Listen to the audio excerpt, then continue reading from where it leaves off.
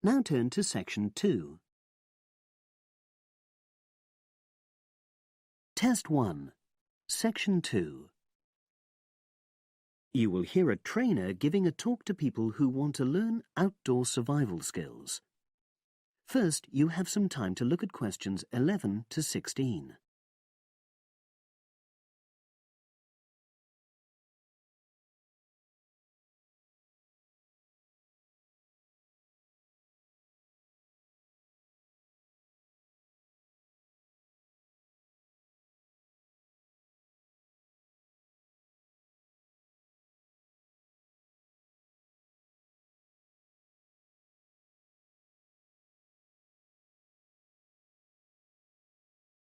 Now listen and answer questions 11 to 16.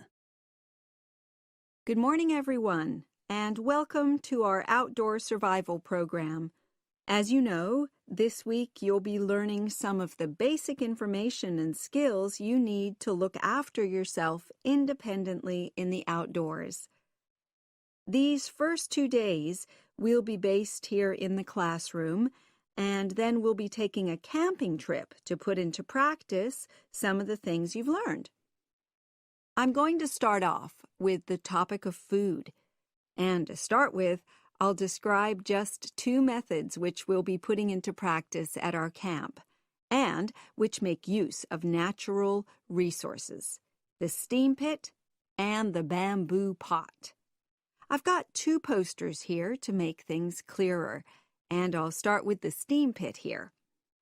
To make this, you'll need some dry sticks, some grass, some loose earth, and some stones.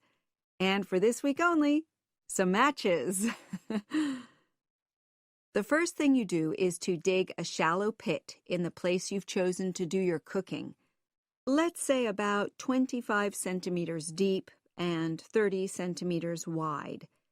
Your sticks have to be a bit wider than the pit because you have to put a line of them along the top from one end of the pit to the other.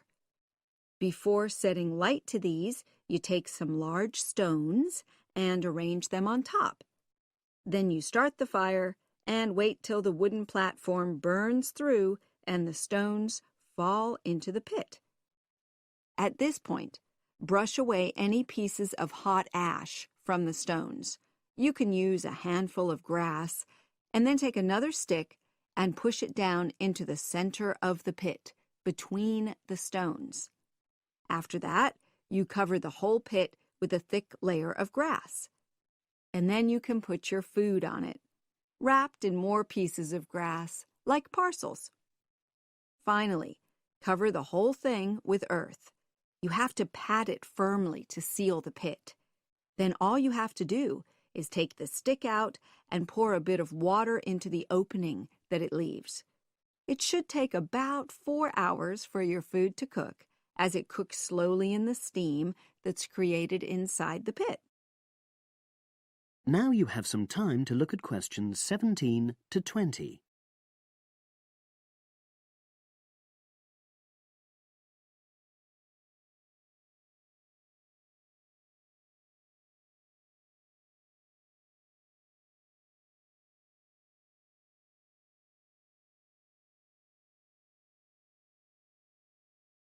Now listen and answer questions 17 to 20.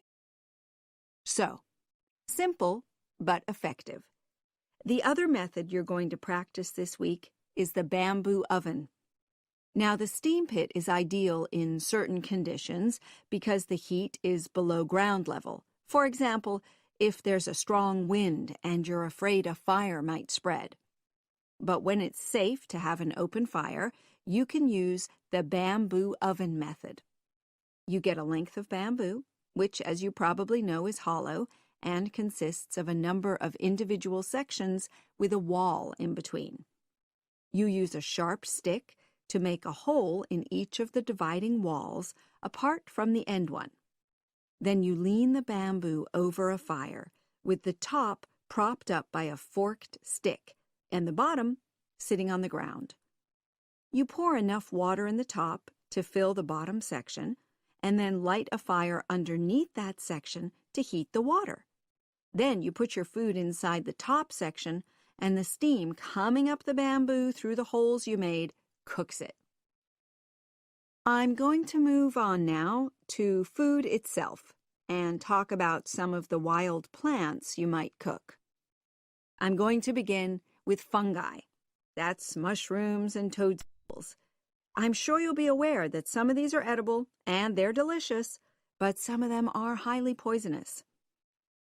Now, whether they're poisonous or not, all fungi that you find in the wild should be cooked before eating, because that helps to destroy any compounds in them that might be mildly toxic.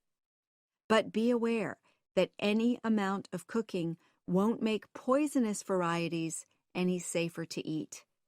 Unless you can definitely identify a fungus, you should never eat it.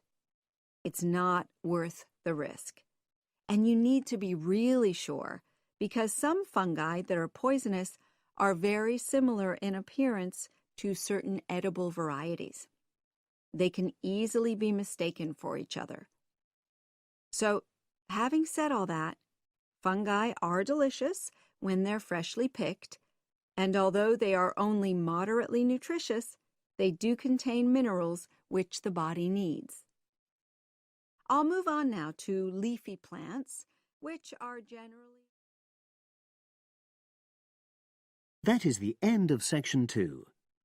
You now have half a minute to check your answers.